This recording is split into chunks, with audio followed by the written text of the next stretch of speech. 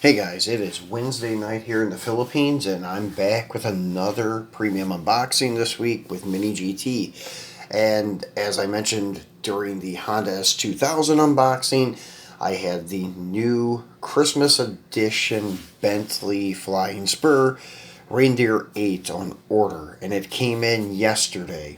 And anyways, just finally getting around to doing an unboxing video on it, and I also brought back last year's Christmas Bentley, the 2020 Bentley Continental GT3, which is a really cool looking car. And these look fabulous next to each other. I've already posted some pics on the Facebook groups, and don't think I've gotten around to Instagram yet, but I will eventually. But on FB, posted some pics, couldn't resist. So now we're going to do the unboxing video on this guy. This is actually a really big car, too. I was actually impressed when I took it out of the box and seen how big this car is. Nice heavy-duty casting.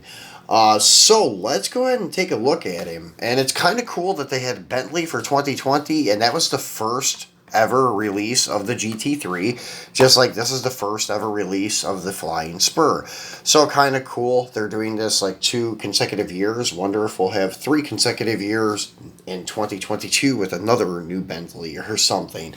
But what else is cool for 2021, we have another Christmas edition vehicle coming up, which was the international release. This is a China exclusive. The international release is the Defender 90, which is also a brand new casting, making its first appearance in a Christmas edition.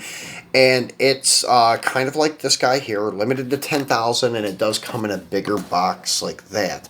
So hopefully we will be unboxing it before Christmas. I got my fingers crossed that our local hobby shop, I pre-ordered it from Hobby Stock, will get this in for us before Christmas. So anyways, let's get a better look at this guy here. So this is MiniGT, obviously, your Bentley Flying Spur Reindeer 8. Then on this end cap, you have MiniGT, scale 164. Bottom side, you have your age restrictions and choking hazard warnings and so forth. That end cap is blank.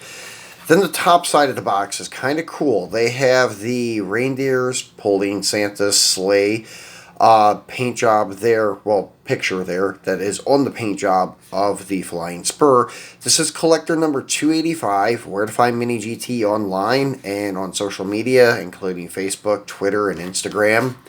Your back side of the box has your TSM model licensing, your traditional TSM model holographic sticker, and your Bentley licensing and emblem.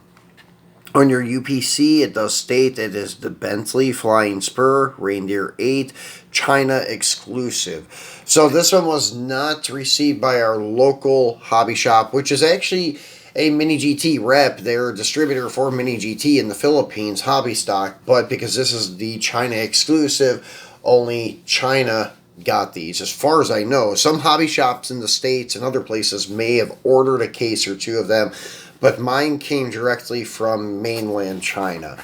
So let's get him out and take a look at him. And as always, MiniGT puts them in these nice little plastic trays so they set in there very nicely and do not move around.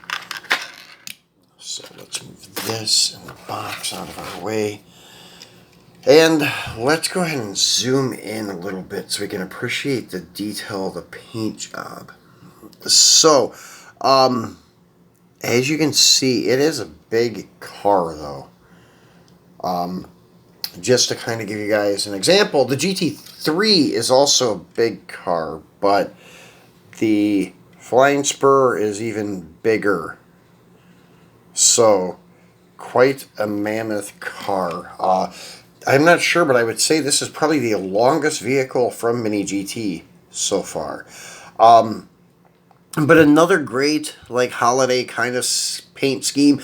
At first, I thought these were going to be like mountains with snowy peaks, but they're just kind of like green, black, and white checkers.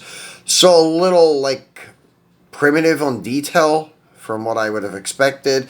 And I also thought that we were going to have the sleigh with the 8 tiny reindeer in this gold stripe, but we don't. The wheels are also a slight disappointment.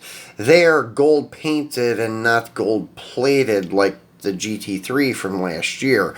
But the other details are great, like the body lines and such are very nice. You have the chrome like around the windows, all the black trim around the windows.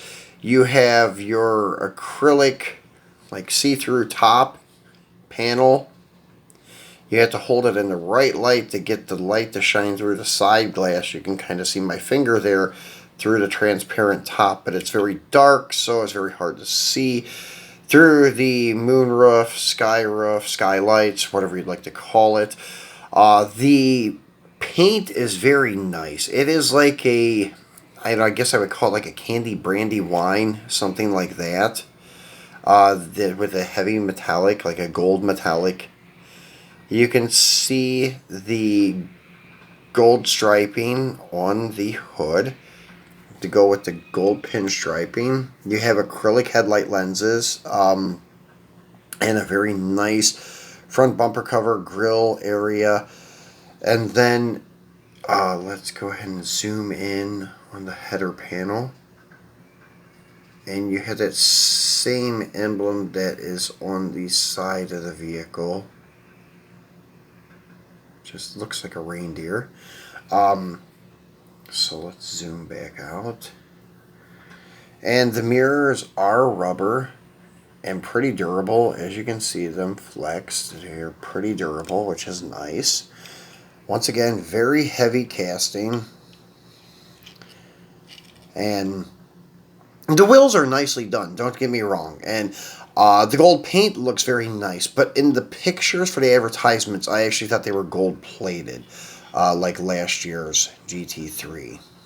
So, as you can see, it has a gold... Actually, it's not even a spoiler. Just the lip of the deck lid is painted gold. It may be some kind of like ducktail style thing, but it looks like it is part of the deck lid, though. Then going to the back side, you have red acrylic taillight lenses, and they have like a chrome trim around them, which is a very nice detail too. And you can see your double exhaust tips, dual exhaust tips on each side. And S77 NTA, I guess that would be like for Santa. I'm not sure what the 77 is supposed to indicate, but anyways, it may be something to do with Bentley itself. And then you have your metal base. A little bit of primitive detail. I'm not sure what that wrench shape is supposed to represent. If that's what the actual car looks like underneath, I'm not sure. But they do have your button head Phillips screws, which is pretty cool because you could throw on a set of different wheels if you wanted to. Mine, I'm going to leave bone stock. Just really dig the way the car looks. I will be buying probably at least one, maybe two of these in stock trim when they come up early next year. Just to have them without like the graphics on it, just one straight color, which I think the first one's dark blue or black, something like that. I will be getting that one, just because, as I said, these cars are big and very spectacular with the details. So definitely would like to have a couple of stock ones in the collection. So let's put him on the table and take a look at him. And as I said, like looking at him next to the GT3, if you line them up, it's not much bigger, but it is big enough to make a difference where you can see the difference. We're still zoomed in a little bit too heavy there to get that perspective. And still, yeah, sorry about that. Alright, so that should be good. So, yeah, it's a little bit bigger. Now, I brought out some cars that you guys may be familiar with. Actually, they're trucks, just to show you how mammoth this thing is. So, you guys are familiar with the Outer World F-150 crew cab. Pretty big truck, pretty long and stuff. So, the Flying Spur definitely is not as long as it, but still, you can get an idea of like how big the car actually is, putting him next to that. So if you line up the bumpers, it's just maybe I don't know, like half an inch longer or something like that. Maybe not even. So then we have the 8-foot bed square body from M2, which is the exact same length pretty much. This is the utility box square body, and they are pretty much the same length. The square body is slightly longer, but not much. So once again, the car is pretty big. The Lamborghini Urus SUV is also a pretty big vehicle, but I don't have it here anymore to do a comparison. I sent a bunch of my stuff back to the States, and I think I sent all the Uruses back. So I will have to wait and take a look at that when we get back home, and maybe later once I get the standard version of this Flying Spur, then we can do a size comparison video on them compared to other Mini GT cars. But it is quite a big car. As I said, wouldn't be surprised if this is the biggest one so far. But that wraps it up, guys. This is our 2020 Bentley Continental GT3 Christmas Special and our 2021 Reindeer 8 Bentley Flying Spur Christmas Special. Then hopefully in a week or so, we will be doing another unboxing of the Defender 90, but I don't have my hopes up too much on that one. This weekend we'll be back. We'll be doing a video on like all white cars to kind of do a second of our Dreaming of a White Christmas type of just showcase video like we did last year. We'll do it this year. This year we're going to be doing it with mostly Mini GT stuff because, as I said, most of my other stuff is back in the States already, or at least on its way.